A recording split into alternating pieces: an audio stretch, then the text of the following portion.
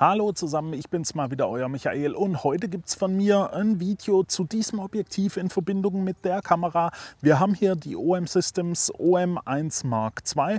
Darüber habe ich ja schon mal ein Video gemacht, das verlinke ich euch mal hier oben irgendwo oder unten in der Beschreibung. Aber wie gesagt, es geht heute um dieses Objektiv, und zwar das 150 bis 600 mm Teleobjektiv, welches in Verbindung mit der Kamera natürlich eine richtig große Brennweite bietet. Ich konnte das Ganze jetzt die letzten Monate ausgiebig testen und will euch da jetzt einfach mal ein bisschen was über diese Kombi, welche ihr für ca. 5.000 € bekommt, erzählen. Aber lasst euch von den 5.000 € nicht abschrecken, denn es gibt aktuell jetzt eine Cashback-Aktion von OM System und da bekommt ihr auf das Objektiv 600 € Rabatt und auf die Kamera nochmal 350 € Rabatt. Das heißt, ihr bekommt für das Set hier knapp 1.000 € Cashback, und dafür ist es dann schon ein richtig guter Preis für diese Kombi, die meiner Meinung nach gerade für Wildlife und alles, wo ihr wirklich viel Brennweite braucht, richtig überzeugen kann. Einen Link zu der Cashback-Aktion packe ich euch mal unten in die Beschreibung, dann könnt ihr euch das mal genauer durchlesen. Ich möchte euch hier jetzt auch nicht groß mit irgendwelchen Datenblättern oder so vom Objektiv nerven. Das ist ja, ich gehe mal davon aus, schon alles bekannt. Ihr könnt das alles schon nachlesen. Das Objektiv gibt es ja jetzt schon eine längere Zeit. Wie gesagt, ich habe es ja jetzt auch ein paar Monate testen dürfen und will euch jetzt einfach das Ganze hier mal näher bringen, weil es eben für Fotos und aber auch für Videos wirklich sehr gut geeignet ist, wenn ihr eben sehr weit in die Ferne fotografieren oder filmen wollt. Fangen wir mal an. Ich möchte kurz auf die Größe eingehen. Ja, das Objektiv wiegt knapp 2 Kilo. Das ist schon ganz ordentlich, sag ich mal. Ihr merkt das auch beim Benutzen, aber in dem Brennweitenbereich, wir haben hier mit dem MFT-Sensor dann 300 bis 1200 mm. Da ist es einfach so, dass ihr da in dem Bereich ein gewisses Gewicht mittragen müsst. Und das ist natürlich auch hier so, aber es liegt gut in der Hand. Es lässt sich damit auch sehr gut fotografieren. Also ich habe das auch längere Zeit ausprobiert. Ich war damit in diversen Urlaubsregionen unterwegs. Ich war damit in Tirol, in den Alpen, in Dänemark, in Belgien und auch auf St. Peter-Ording. Und habe damit einfach mal so alles Mögliche fotografiert, und ich hatte jetzt nie das Gefühl, dass es mir zu schwer wird oder sowas. Also wie gesagt, es liegt sehr gut in der Hand. Es bringt euch hier auch diverse Bedienelemente. Ihr könnt also wirklich alles passend einstellen. Ihr habt ein 95 mm Filtergewinde hier vorne dran. Da müsst ihr also gucken, wenn ihr Filter benutzen wollt, dann braucht ihr da wirklich 95 mm Filter. Ansonsten kommt das Ganze mit Gegenlichtblende auf eine Länge von ca. 33 cm. Ihr habt einen Durchmesser von 12 cm vorne an der Gegenlichtblende. Die Werte sind wichtig, die könnt ihr nicht immer überall so lesen. Aber wenn ihr das Ganze in eine Kameratasche packen wollt, dann sind diese Werte eben halt wichtig für euch. Aber wie gesagt, ich möchte da gar nicht so wirklich groß aufs Datenblatt eingehen, weil das kann man, wie gesagt, alles durchlesen. Was man nicht so genau nachlesen kann, ist einfach die Bildqualität, was euch diese Kombi hier bietet. Und da kommen ja die ersten dann erstmal, MFT-Sensor, der ist ja nicht so groß und so weiter. Aber ich sag's mal so, bis ISO 6400 müsst ihr euch da überhaupt gar keine Gedanken drüber machen. Da liefert diese Kombi wirklich eine sehr gute Bildqualität ab. Und deswegen fangen wir jetzt direkt mal an. Mit der OM1 bekommt ihr hier 20 Megapixel. Und ja, es ist kein Megapixel-Monster, und ich bin wirklich eher der Freund von mehr Megapixeln. Aber man muss auch sagen, eben durch den großen Brennweitenbereich kommt man immer sehr nah hin, und dann spart man sich das Croppen. Also sind hier die 20 Megapixel nicht ganz so schlimm. Und natürlich kann das Objektiv die 20 Megapixel auch voll ausreizen. Also ihr bekommt hier wirklich die größtmögliche Bildqualität, sag ich mal, aus der Kamera raus. Ein Tick größer geht die Bildqualität dann nur noch mit dem 150-400 Objektiv von OM System. Das kostet aber auch knapp 7.500 €. Das ist nochmal ein Tick schärfer und ein Tick schneller, aber wie gesagt 7.500 €.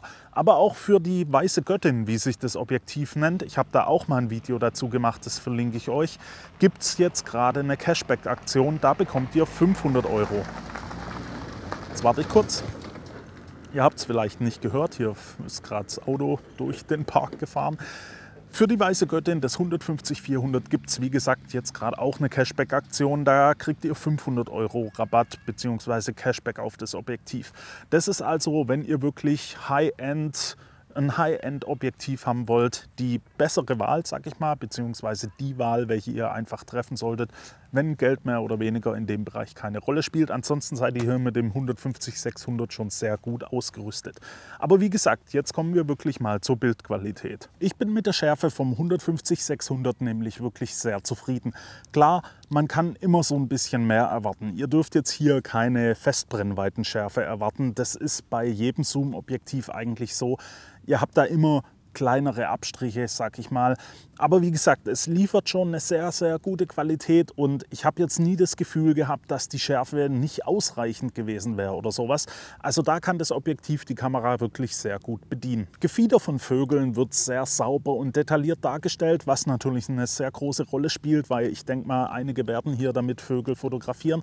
Aber auch Schaffell und so weiter, das Fell allgemein von Tieren wird wirklich sehr gut abgebildet und ja, das sind wirklich alle Details sichtbar. Was will ich da mehr? Und wenn wir mal ehrlich sind, wenn ich in der 100% Ansicht mit der Schärfe schon wirklich zufrieden bin, dann reicht mir das doch vollkommen. Also ich muss doch da dann nicht auch in eine 200% Ansicht gehen oder so, nur weil vielleicht 20 Megapixel zu wenig sind, um das Ganze noch ausreichend bewerten zu können. Keine Ahnung, manche haben da ja so ein bisschen ein Problem damit. Aber selbst bei 100% sieht es schon wirklich sehr gut aus. Und am Ende zählt ja, was dabei rauskommt. Und wenn ihr die Bilder dann mal komplett anderen Leuten zeigt, die jetzt vielleicht nicht so in der Fotografie drin sind, dann schauen die sich die Bilder an und sagen wirklich, wow, das sieht richtig gut aus. Und darauf kommt es doch dann an. Ihr müsst dann nicht bei 200% dann noch die Pixel zählen und vielleicht irgendwo ein Fehlerchen entdecken oder so. Wie gesagt, das Objektiv 150 bis 600 mm, also 300 bis 1200 mm Kleinbildäquivalent, das macht da schon richtig viel richtig. Und bei der Blende habt ihr hier dann eine Anfangsblende von 5 bis 6,3, je nachdem in welchem Brennweitenbereich ihr euch da befindet. Und auch das ist wirklich sehr gut. Also ihr müsst halt überlegen, was ihr da auch wirklich für eine Brennweite dahinter habt. Und da ist eine Anfangsblende von 5 oder 6,3 gar nicht mal so schlecht. Wenn ihr hier nachher bei 600 mm seid, also bei 1200 mm Kleinbildäquivalenz, dann habt ihr da immer noch die 6,3er Blende für den Anfang. Und das ist halt wichtig, wenn es mal ein bisschen dunkler wird und ihr wirklich so viel wie möglich Licht einfangen wollt. Und wenn wir da mal als Vergleich das, ich glaube 20.000 Euro, 25.000 Euro teure Canon 1200 mm Objektiv nehmen, das hat eine Anfangsblende von f8 und das ist eine Festbrennweite. Also stehen wir hier da so gar nicht so schlecht da. Und wenn wir dann auch das Bokeh anschauen, dann sehen wir da wirklich aufgrund der Brennweite natürlich auch ein sehr schönes, gleichmäßiges und cremiges Bokeh. Also ich habe schon einige gehabt, die die Bilder angeguckt haben und dann gesagt haben, hä, hast das Bokeh irgendwie mit Photoshop ersetzt oder so, weil das eben den Hintergrund so abhebt, beziehungsweise das Motiv eben so vom Hintergrund abhebt, dass ihr da wirklich einen schönen Verlauf habt. Also da kann man auch nicht meckern, vor allem eben, das Ganze kommt eben durch die Brennweite, wo ihr nachher da seid. Natürlich, wenn ihr weiter weg vom Motiv seid, dann hebt sich das Bokeh, der Hintergrund nicht mehr so arg ab, aber durch die 1200 mm Kleinbildäquivalent kommt ihr da normalerweise so gut hin, dass ihr da auch wirklich das wirklich schöne Bokeh dann sehen könnt. Also wie gesagt, durch die Brennweite bekommt ihr da also auch eine ordentliche Freistellung. Und wenn wir uns mal die Bilder hier angucken, gerade so das Gegenlichtverhalten, das ist ja auch relativ wichtig, weil es kann ja sein, dass ihr gegen die Sonne fotografiert oder so. Und hier beim Flugplatzfest, da habe ich mal den Segelflieger, der da gerade geschleppt wird, gegen die Sonne fotografiert. Klar, jetzt ist die Sonne hier halt mehr oder weniger schon ausgebrannt, weil es wirklich eigentlich fast keine Wolken gab, beziehungsweise eben keine Wolken vor der Sonne gab. Und da ist das Ganze dann natürlich schon ordentlich hell. Aber ihr könnt hier erkennen, das Gegenlichtverhalten ist wirklich sehr, sehr gut. Also ihr habt hier keine störenden Flares oder so, die euch da ein bisschen das Bild kaputt machen. Das ist also auch was, da muss man schon Wert drauf legen, dass nachher die Bildqualität auch stimmt und es sieht gut aus. Also auch hier kann ich dem Objektiv jetzt nichts Negatives ansprechen. Ebenso kann man da natürlich auch gut die chromatische Aberration bewerten, weil ihr eben harte Kontrastkanten habt. Und auch da sieht es wirklich gut aus. Also ich konnte eigentlich in allen meinen Bildern keine wirklichen CA-Anfälle feststellen. Also auch hier scheint das Objektiv wirklich sehr gut berechnet worden zu sein, sag ich mal, beziehungsweise eben so aufgebaut zu sein, dass das gar keine Probleme gibt. Beim Autofokus sind wir hier nicht ganz auf dem Level von dem 150-400 der weißen Göttin für 7.500 €, die es ja gerade auch für 7.000 dann im Angebot gibt. Aber es gab Firmware-Updates und das Ganze performt jetzt auch wirklich sehr gut. Ich hatte jetzt nie wirklich groß das Bedürfnis, einen schnelleren Autofokus zu haben. Also ich habe nicht gemerkt, dass da das Objektiv mich irgendwo mal in meinen ganzen Aufnahmen limitiert hat. Da kann ich also sagen, der funktioniert auch sehr gut, sauber und schnell und leise. Was natürlich auch leise beim Filmen sehr wichtig ist, dass ihr da keine störenden Geräusche im Video habt. Zusammen mit der OM1 Mark II mit dem Stacked-Sensor habt ihr da natürlich auch ein Blackout-freies Bild und könnt da eure Motive sehr gut verfolgen. Da lassen sich also auch Vögel im Flug und so weiter ohne Probleme tracken. Was ihr vielleicht beachten könntet, es gibt so ein EE1 Rotpunktvisier von Olympus bzw. OM System. Das macht hier wirklich Sinn, weil bei 600 mm ist euer Bildausschnitt schon wirklich sehr, sehr klein. Mit dem Rotpunktvisier wird das Ganze dann sehr viel einfacher. Und wie gerade schon erwähnt, also kleine Motive wie Vögel und so weiter sind da wirklich kein Problem. Die Kamera erkennt die mit der Motiverkennung wirklich sehr gut und der Autofokus kommt da auch sehr gut hinterher. Und wenn wir uns das mal hier am Strand anschauen, da war so ein kleines ferngesteuertes Rennboot. Das war wirklich sehr zügig in dieser kleinen Pfütze am Meer unterwegs. Und auch hier hat die Kamera null Probleme gehabt. Die hat das Ganze getrackt, die hat da auch was erkannt. Also sie hat ein Viereck drumherum gelegt und das Ganze sehr sauber verfolgt. Also auch hier hatte die Kamera null Probleme. Dann war ich damit, wie gesagt, ja auf dem Flugplatz fest. Und ich sag's mal so, Kunstflieger und so weiter, die machen zwar schön ihre Action, die sind jetzt aber nicht unbedingt so das große Hindernis für den Autofokus. Also auch das hat die Kamera natürlich 1A hinbekommen.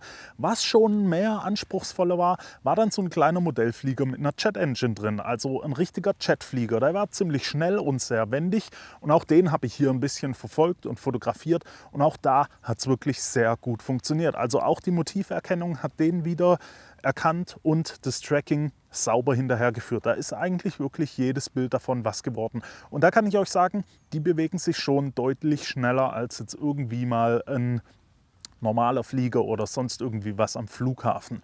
Also da muss die Kamera dann schon ein bisschen was leisten, hat sie aber auch. Also auch da war ich völlig zufrieden damit. Ihr habt natürlich mit den 150 bis 600 mm dann eine Brennweite, wo ihr auch mal wirklich richtig nah hinkommt. Und das gibt schon spektakuläre Bilder, also das macht dann schon wirklich sehr Spaß mit der Combo hier zu fotografieren. Aber wie gesagt, auch bei Tieren, also Vögeln oder auch meine Katzen und so weiter, hat die Kamera null Probleme gehabt. Klar, bei Vögeln ist das Ganze natürlich schon sehr viel anspruchsvoller, weil bei 600 mm, da müsst ihr schon ganz schön fix unterwegs sein, dass ihr die da noch halbwegs im Bild halten könnt. Also gerade Schwalben im Flug oder sowas, das ist schon das Endlevel, was ihr da dann auch am Autofokus von der Kamera natürlich hier herausfordern müsst. Aber es hat schon sehr abgeliefert. Also gerade eben diese Abdeckung von dem weiten Brennweitenbereich mit der Geschwindigkeit, was die Kamera bietet, für den Preis jetzt mit dem Cashback für knapp über 4.000 oder ca. 4.000 €,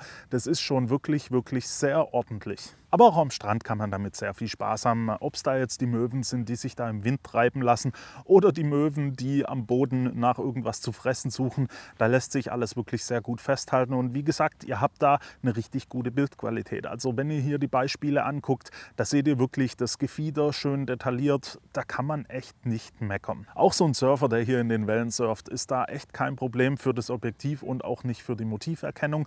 Und auch hier der Rettungshubschrauber, der dann da ab und zu mal am Strand unterwegs war, der wird da sehr gut getrackt und ja, lässt sich da auch ohne Probleme festhalten. Andere größere Tiere wie Hunde oder Schafe sind erst recht kein Problem, vor allem wenn sie sich so gut wie gar nicht bewegen.